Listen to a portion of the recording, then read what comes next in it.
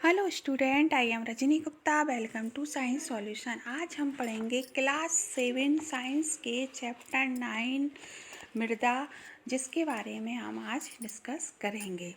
जैसे मृदा का अर्थ है मिट्टी। मिट्टी यह महत्वपूर्ण प्राकृतिक संसाधनों में से एक है। यह पादपों की जड़ों को दृढ़ता से थामे रखकर उन्हें जल और एवं पोषक तत्वों की आपूर्ति कर उनकी वृद्धि में सहायता करती है। मतलब मिट्टी से ही उसे जल और पोषक तत्व किसको मिलते हैं? पौधों को मिलते हैं। यह अनेक जीवों का आवास भी है। कृषि मीन्स खेती के लिए मिट्टी एक महत्वपूर्ण है, और खेती से ही हम सभी को भोजन, कपड़ा और आश्रय प्रदान करती है। मृदा हमारे जीवन का एक अभिन्न अंग है। और वर्षा के बाद आपने देखा होगा, जैसे पानी बरसता है उसके बाद मिट्टी की जो गंध है बहुत ताजगी भरी दिखती है। तो आज बच्चों अपन इसी बात में चर्चा करेंगे कि मिट्टी क्या होती है, कितने प्रकार की होती है, अंत सरवर दर क्या होती है। आज अपन इन सब बातों की चर्चा इस पार्ट में करेंगे। तो मृदा हमारे क्या जीवन के लिए बहुत ही इम्पोर्टेंस है। अगर अपन सब जगह की मिट्टी अगर सब जगह की मिट्टी अगर अपन इकट्ठी करते हैं, बगीचे की, सड़क किनारे की, ऐसे स्थान की मृदा जहाँ निर्माण कार्य चल रहा है, तो अगर हम वहाँ देखेंगे तो पादप और जंतु, तो कहाँ कहाँ पादप दिखते, सड़क का जैसे बगीचे की मृदा में हमको घास दिखेगी, चींटियाँ भी दिख सकती है छोटे छोटे। सड़क किनारे की मृदा में अपन को घास नहीं दिखेगी। तो ऐसी अपन सब जगह की अगर मिट्टी इकट्ठी करेंगे तो अपन देखेंगे कि हर जगह की मिट्टी में थोड़ा थोड़ा अंतर है। इसके बाद अपन अब देखते हैं कि जैसे मिट्टी में कितने प्रकार की परत होती है, जिसे अपन कहते हैं मृदा परिच्छेदिका। ये पेपर में बहुत आता है कि मृदा परिच्छेदिका क्या होती है। तो इसको अपन एक उदाहरण के जरिए समझे। एक गिलास लेंगे, उसमें अपन पानी लेंगे, उसमें अपन क्या करेंगे, थोड़ी सी बजरी डालेंगे, थोड़ा सा मिट्टी का टुकड़ा लेके उसमें अपन डालेंगे। मिट्टी कहीं से भी ले आए, बगीचे की कहीं, उसको अगर अपन डालते हैं तो अपन देखते हो उसे अच्छी तरह से हिलाएंगे और मृदा पानी में मिल जाए। ऐसा करके कुछ देर के लिए अपन रख देंगे, तो फिर अपन देखते हैं इस तरीके की 4 परतें बन जाती हैं। जो बजरी होगी वो सबसे नीचे आ जाएगी, फिर उससे ऊपर बालू, फिर और उससे थोड़ी बारीक मिट्टी मृतिका, फिर जल और फिर ह्यूमस। ऐसी ये 5 परतें हमको अलग दिख रही हैं। तो ये ही मृदा परिच्छेदिका होती है। मृदा की परतों को ही हम मृदा परिच्छेदिका कहते हैं। और सबसे ऊपर वाली जो परत है, जैसे मृदा में उपस्थित सड़े गले जैव पदार्थ, जिसे हम क्या कहते हैं, ह्यूमस कहलाते हैं। क्या कहलाते हैं? ह्यूमस कहलाते हैं। इसके बाद अपन आगे, जैसे मृदा की जो परिच्छेदिका होती है, मृदा की विभिन्न परतों से गुजरती हुई ऊर्ध्वाकाट, जिसे मृदा परिच्छेदिका कहते हैं। प्रत्येक परत स्पर्श, रंग, गहराई, रासायनिक संगठन में भिन्न होती है। ये परतें संकर स्थितियाँ कहलाती हैं। अब संकर स्थितियाँ में जैसे ए बी सी, जो भी अपन ने 5 परतें देखी थी, तो ऐसी ही है। ए संकर स्थिति, बी सी और सबसे लास्ट की आधार सेल। तो शीर्ष मृदा से नीचे की परत में जो होती है ह्यूमस बहुत कम होती है। इसमें खनिज अधिक होते हैं। यह परत सामान्यतः अधिक कठोर और अधिक घनी होती है। इसे बी संसर्ज्य वाली परत। तीसरी परत तो सी संसर स्थिति कहलाते हैं। दरारों, विद्रुह सेलों के छोटे ढीलों की बनी होती है। इस परत के नीचे ही आधार सेल होती है। तो ये पेपर में चित्र आता है। अभी अपन ने गिलास का देखा था नमूना। गिलास के आधार पर जो मिट्टी की ऊर्ध्वाकाट है, जिसे अपन मृदा परिच्छेदिका कहते हैं। पेपर में बहुत आती है बच्चों। फिर इसके बाद आते हैं मृदा के प्रकार। मृदा के प्रकार मतलब मिट्टी कितने प्रकार की होती है। तो जैसे अपन देखते हैं कि किसी मृदा में बालू चिकनी मिट्टी का अनुपात उस मूल पर निर्भर करता है कि सेल, कण और ह्यूमस का जो मिश्रण होता है वो क्या कहलाती है? मिट्टी कहलाती है। और जीवाणु, बैक्टीरिया, पादप मूल, केंचुए, ये सब मिट्टी के क्या होते हैं? महत्वपूर्ण अंग होते हैं। अब मृदा में जो सेल कण पाए जाते हैं, उसी के आधार पर मिट्टी 3 प्रकार की होती है। यदि मिट्टी में बड़े कणों का अनुपात हो, बलऊ से अगर आप समझ सकते हैं, बा मतलब बड़े कणों का अनुपात बलऊ मिट्टी, और बारीक सूक्ष्म कणों का अनुपात अधिक हो तो वह मेन्मय मृत्तिका कहलाती है, मेन्मय मृदा। और बड़े और छोटे कण दोनों मिक्स हों और लगभग समान हों तो वो मिट्टी कहलाती है दोमट मिट्टी। तो आप कन्फ्यूजन, माँ से महीन, इससे बलऊ मतलब बड़े, दुमटी में दोनों, और माँ से समझना महीन। तो ये आपको कन्फ्यूज नहीं हो गए, आपको याद रहेगा, है ना। बलऊ मतलब बड़े कण, दुमटी मतलब बड़े और छोटे कण दोनों समान मात्रा में, और मिड़ में या मृत्तिका मिट्टी जिसमें महीन कण होते हैं, ठीक है। अब इसी महीन कण, जो महीन मिट्टी होती, इसी का प्रयोग अपन खिलौने मिलौने बनाने में भी करते हैं।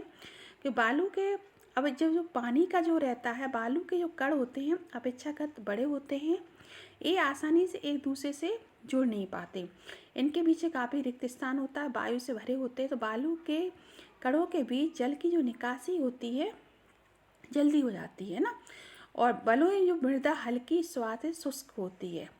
इसी पर चिकनी जो मिट्टी होती है जिसे मृत्तिका मिट्टी कहते हैं, बहुत सूक्ष्म होती है, परस्पर जुड़े रहते हैं, इनके बीच रिक्त स्थान भी कम होता है, तो इनके जल रुक जाता है, मतलब काफ़ी समय तक इसमें जल रहता है। इसी प्रकार चिकनी मिट्टी में वायु कम होती है, और बलुई मृदा की अपेक्षा अधिक जल इसमें रहता है।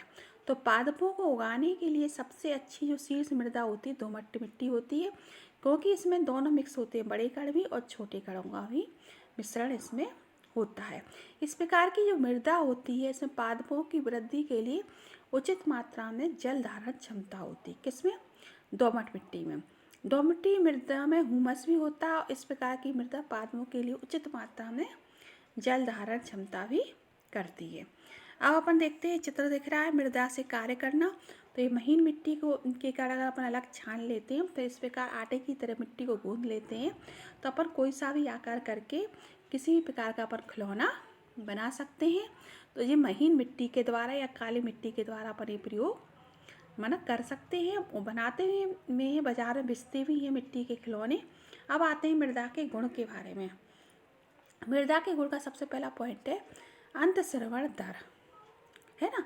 तो अंतःस्रवण दर को ऐसे समझते हैं, अगर हमने पानी लिया, एक पानी हमने अपने घर के फर्श पर डाला और दूसरा कच्ची सड़क पर डाला, उन्होंने पानी डाला, तो अपन ने क्या देखा, तो उन्होंने एक ही समय पर दोनों वर्ग स्थानों पर एक एक बोतल पानी डाल दिया। तो फर्श पर गिरा जो पानी वर्ग की सीमा से बाहर बह गया, अवशोषित नहीं हो पाया, जबकि कच्ची सड़क पर डाला गया पानी अवशोषित हो गया। क्यों हो गया कच्ची सड़क पर? क्योंकि कच्ची सड़क में मिट्टी थी, तो उसने पानी को अवशोषित कर दिया, और जबकि जो फर्श पे गिरा तो फर्श पक्का था, तो उस पानी को अवशोषित नहीं कर पाया। ठीक है, तो अंतःस्रवण दर, तो इसी के बारे में अपन आगे पढ़ते हैं। तो ये आपको चित्र दिख रहा है, अंतःस्रवण दर को मापना। एक पाइप लिया है, इस पाइप को अपन ने मिट्टी के अंदर घुसेड़ दी, धीमे से उसको धसा दिया है, गहराई से 2 सेंटीमीटर में धसा दिया। फिर हमने पाइप में 200 ml जल लिया, 200 ml जल की एक बोतल ली, है ना। उसको अपन ने इस पाइप में डाला, पानी को डाला, और पानी इस तरीके से डाला कि पानी ना बाहर छलके ना करे। जब अपन ने पानी डाला, तो जब खाली बोतल, 200 ml बोतल की खाली बोतल का भी हम प्रयोग कर सकते हैं। जब सारा जल भूमि द्वारा अवशोषित अंतराल से बोतल पाइप खाली हो जाए, तो उसे पुनः समय नोट करेंगे। पानी में डालते समय पानी न छलके ना ही गिरे। तो 200 ml जल को डालने में,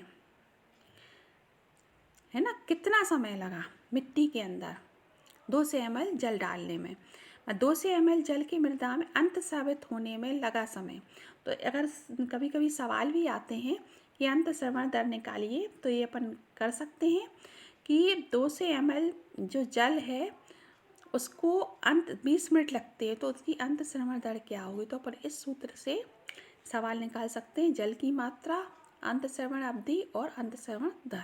तो ये पेपर में आता है, तो ये फॉर्मूला आप याद कर लेना। नेक्स्ट आते हैं अपन मृदा में नमी। तो मृदा में नमी होती है इसके लिए अपन एक प्रयोग देखते हैं। एक औथर नली लेते हैं, उसमें थोड़ी सी मिट्टी लेते हैं, उसे गर्म करते हैं, तो हम देखते हैं कि मिट्टी में से जो पानी भाप बनकर यहाँ इकट्ठा हो गया है, इधर जल की बूंदें यहाँ इकट्ठी हो गई। इससे सिद्ध होता है कि मृदा में क्या होती है, नमी होती है। इसके लिए गर्म करने पर क्या होता है, मृदा में से जो जल होता है वाष्पित होकर ऊपर उठता है, गौथन नली के ऊपरी भाग में ठंडी भीतरी दीवार पर संघनित हो जाता है। तो गर्म दिनों में मृदा से जल के वाष्पन के कारण ऊपर उठती जलवाष्प वायु को अपेक्षाकृत क्या बना देती है, सघन बना देती है, और सूर्य के प्रकाश के परावर्तन के कारण मृदा के ऊपर की वायु हमें कम प्रतीत होती है। मतलब इससे तो होता है कि मृदा में क्या होती है, नमी होती है। अगला है मृदा द्वारा जल का अपशोषण। अभी अपन ने पढ़ा था अंतःस्रावण दर, मतलब जितना हमने पानी डाला उसको अपशोषित करने में कितना समय लगा, ये तो था। अब जल का अपशोषण हर मिट्टी में अलग अलग होता है। जैसे भी अपन ने पढ़ा था कि जो महीन मिट्टी है उसमें जल धारण क्षमता अधिक होती है, क्योंकि उसमें पानी क्षेत्र कम होते हैं और उसके जो कण होते हैं महीन होते हैं, सो पानी को अधिक समय तक लिए रहती है। इसके लिए अपन एक प्रयोग भी कर सकते हैं। एक बीकर लिया और इसे कीप ली, कीप के अंदर ये फिल्टर पत्र लिया अपन ने, फिल्टर पत्र के अंदर मिट्टी का एक मिट्टी ली अपन ने, कोई सी भी मिट्टी ली, और ड्रॉप के जरिए हमने पानी डाला, बूंद बूंद कर करके पानी डाला, और ऐसा एक जगह नहीं डाला, सभी जगह डाला, और जब तक डाला जब तक कि कीप में से नीचे से पानी ना निकलने लगे। तो इससे अपन पता कर लेंगे कि उसकी जल धारण करने की क्षमता कितनी है मिट्टी में। जैसे मान लो अभी अपन ने जो मिट्टी ली उसका द्रव्यमान भार 50 ग्राम था, और जब अपन ने शुरू में जब मापन सिलेंडर में जल का आरंभिक, जैसे ही अपन ने उस जल को पानी डालना तो तब उसका आरंभिक आयतन लिया UmL। जब अपन बूंद बूंद करते डालते गए, जब पानी टपकने लगा तो उस समय कितना आयतन रहा, तो VmL। तो मृदा द्वारा अपशोषित जल का आयतन कितना हुआ, U-V। मतलब अगर किसी में पानी 100 था तो उसने 80 ले लिया, तो 100 माइनस 80 हो जाएगा। मतलब 100 ml पानी था और 80 ml पानी उसमें चला गया जब तक पानी टपका नहीं, तो 100 माइनस 80 ले लेंगे। 1 ml जल का द्रव्यमान 1 ग्राम के बराबर होता है। तो अपशोषित जल का प्रतिशत U-V/50 गुणा 100। 50 क्या है, ये मृदा का द्रव्यमान भार, और अपन प्रतिशत निकाल लें इसलिए 100 का मल्टीप्लाई। इस प्रकार अपन अपशोषित जल का प्रतिशत निकाल सकते हैं। ये भी एक सवाल पेपर में आता है। अब अपन आते हैं मृदा और फसलें। तो मृदा और फसलें, अब किस मिट्टी में किस प्रकार की फसलें अपन लगा सकते हैं, इस पर डिस्कस करेंगे। पहले मिट्टी जो होती है प्रभावित किससे होती है, तो सबसे जो मिट्टी को प्रभावित करने वाले जो कारक होते हैं, पवन, वर्षा, ताप, प्रकाश, आर्द्रता मिट्टी को प्रभावित करते हैं। कुछ प्रमुख जलवायु कारक होते हैं जो मृदा परिक्षेत्रता को भी प्रभावित करते हैं, मृदा संरचना में क्या लाते हैं, परिवर्तन भी लाते हैं। तो अब महीन और दोमट मिट्टी होती है, उसमें गेहूं और चने की जो फसल है वो उसके लिए अच्छी होती है, क्योंकि इसकी जो जल धारण क्षमता होती है वो अच्छी होती है। जल धारण क्षमता भी मैंने बताई थी, क्योंकि इन दोनों में जो कण होते हैं महीन होते, तो पानी अधिक समय तक इन मिट्टी के अंदर रहता है। और धान के लिए भी महीन मृतिका मिट्टी अच्छी रहती है, जल धारण क्षमता अच्छी होती है। और मसूर और अन्य दालों के लिए दोमट्टी मृदा अच्छी होती है। तो जो मसूर और अन्य दालें लगाने दोमट्टी मिट्टी के लिए अच्छी होती है। और गेहूं और चने दोनों में मृतिका और दोमट्टी दोनों में होते हैं, और जिनमें जल का निकासी भी क्या आसानी से हो जाती है। कपास के लिए बस बलुई जो मिट्टी होती है उस पर कपास की खेती सबसे अच्छी होती है, क्योंकि इन जिनमें से जल की निकासी आसानी से हो जाती है, जो पर्याप्त पर्यावरण में वायु को धारण करती है। मतलब कपास के लिए कम पानी की आवश्यकता रहती है, तो बलुई मिट्टी में जो होते बड़े बड़े कण होते हैं, पर्याप्त स्थान होता है, तो पानी आसानी से इसमें बाहर निकल जाता है। इसलिए इसकी जो जल धारण क्षमता होती है सबसे कम होती है बलुई मिट्टी की, तो इसे कपास की खेती के लिए सबसे अच्छी रहती है। और गेहूँ जैसी जो फसल है महीन मिट्टी में अच्छी होती है। अपना अब नेक्स्ट टॉपिक है कि आप देख रहे हैं चित्र, ये चित्र बन रहा है, तो ये इसमें एक महीन मिट्टी लेकर मृदा के पात्रों में अपन ये घड़े सुराही को रखकर, ठंडा जल होता है, सुहागपुर से बनी सुहागियाँ मटके दूर दूर तक क्या होते हैं, प्रसिद्ध रहते हैं। और मृदा के पात्रों में सूक्ष्म छिद्र रहते हैं, जिससे जो पानी होता है अपना कैसा रहता है, ठंडा रहता है। ठीक है ना। इसके बाद आते हैं, तो केस स्टडी है, ये 2 बच्चे हैं इसमें, जॉन, रसीदा और राधा, 3 हैं। मध्य प्रदेश के सौभागपुर नामक स्थान के लीलाधर दादा संतोष मालवीय के घर गए। तो लीलाधर दादा क्या कर रहे थे, सुराही, मटका, कुल्हाड़ आदि बनाने के लिए मिट्टी तैयार कर रहे थे। तो इन तीनों ने लीलाधर दादा से बातचीत की, या मिट्टी कहाँ से लाए। तो दादा बोले हम बंजर भूमि से काली मिट्टी लाते। मिट्टी को कैसे तैयार किया जाता है, तो सूखी मिट्टी को इसी बड़ी टंकी में डालकर उसे कंकड़ पत्थर आदि भी लिए जाते हैं, फिर उसको हटा के 8 घंटे के लिए भिगो दिया जाता। फिर उस मिट्टी को कोहड़े की लीद की कुछ मात्रा में गूंद लिया जाता। गूंदी हुई मृदा को चाक पर रखकर उचित आकार दिया जाता है। किसी वस्तु को अंतिम स्वरूप देने के लिए हाथ का अपन उपयोग करते हैं। जैसे मटका बनाना है, सुराही बनाना है तो उसका प्रयोग करते हैं। और सुखाने के बाद उस पर क्या की जाती है, रंगाई की जाती है। शुष्क वायु में सुखाने के बाद सभी वस्तुओं को उस ताप पर भट्टी पर पकाया जाता है। फिर है मृदा अपरदन। जल, पवन और बर्फ के द्वारा मृदा की ऊपरी परत को हटाना क्या कहलाता है, अपरदन कहलाता है। पादप की जो जड़ें होती है मृदा को मजबूत से बांधे रखती हैं। पादपों की अनुपस्थिति में मृदा कैसी हो जाती है, ढीली हो जाती है। यह पवन प्रभावी जल के साथ बह जाती है। मृदा का अपरदन जो होता है मरुस्थल, बंजर भूमि जैसे स्थानों पर अधिक होता है, जहाँ की सतह पर क्या होती है, बहुत कम क्या होती है, वनस्पति होती है। वृक्षों की कटाई और वनोन्मूलन का रोका जाना चाहिए। हरित क्षेत्रों को अपन को ज़्यादा से ज़्यादा बढ़ाना चाहिए। तो पेपरों में बच्चों ये बहुत आता है कि मृदा अपरदन किसे कहते हैं, तो मतलब जल, पवन, बर्फ के द्वारा मिट्टी की ऊपरी सतह बह जाती है उसे कहते हैं अपरदन। क्योंकि पादपों की जड़ें जो होती है मिट्टी को मजबूत से बांधे रखती हैं और पादपों की अनुपस्थिति मिट्टी ढीली हो जाती तो वहाँ ये ज़्यादा मृदा अपरदन होता है। इसके लिए हमें क्या करना चाहिए, पेड़ अधिक से अधिक लगाना चाहिए, काटना नहीं चाहिए और हरित क्षेत्रों को बढ़ाना चाहिए। अपन आते हैं इसके मूल शब्दों पर। मूल शब्दों पे आते हैं में महीन सूक्ष्म कणों का अनुपात क्या होता है, अधिक होता है।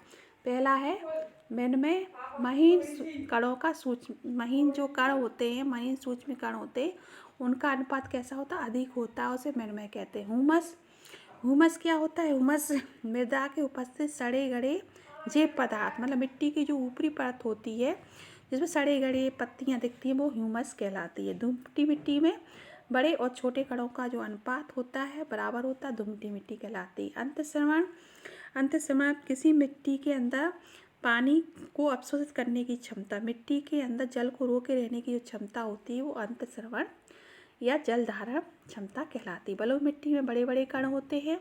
आर्द्रता मीन्स नमी, मिट्टी में जो नमी होती है उसे अपन क्या कहते हैं, जैसे मिट्टी अपने अंदर जल को रोके रखती है, जैसे मृदा आर्द्रता या नमी अपन कहते हैं। संकर स्थिति अभी अपन ने बताई थी कि जो मृदा की जो कई परतें होती हैं उसमें से जो कई परतें तो प्रत्येक परत की जो स्पर्श, रंग, गहराई, रासायनिक संगठन कैसा होता है, अलग अलग होता है। यही परतें संकर स्थिति कहलाती है। अपरदन मिट्टी की ऊपरी सतह का बह जाना ही क्या कहलाता है, मृदा अपरदन कहलाता है। मृदा परिक्षेत्र का मिट्टी की जो अनेक परतें होती हैं, मृदा की जो विभिन्न परतों से गुजरती हुई ऊर्ध्वाकाट मृदा परिक्षेत्र का कहलाते हैं। मृतिका वही माँ से महीन, मतलब जिस मिट्टी में छोटे छोटे कण होते हैं वो मृतिका कहलाती है। तो बच्चों ये चैप्टर पूरा हो गया, आपको समझ में आ गया होगा। कहीं भी अगर कोई भी शब्द अगर आपको समझ में नहीं आया उसे कमेंट सेक्शन में लिखना, मैं सभी के प्रश्नों को उत्तर देने की कोशिश करूँगी। अगर आपने मेरे चैनल को सब्सक्राइब नहीं किया बिल्कुल कीजिएगा, जिससे आने वाले वीडियो के नोटिफिकेशन समय पर मिलते रहें। लाइक करें, शेयर करें, जिससे सभी बच्चों को इन वीडियोओं का फ़ायदा मिल सके। घर पर रहें। धन्यवाद।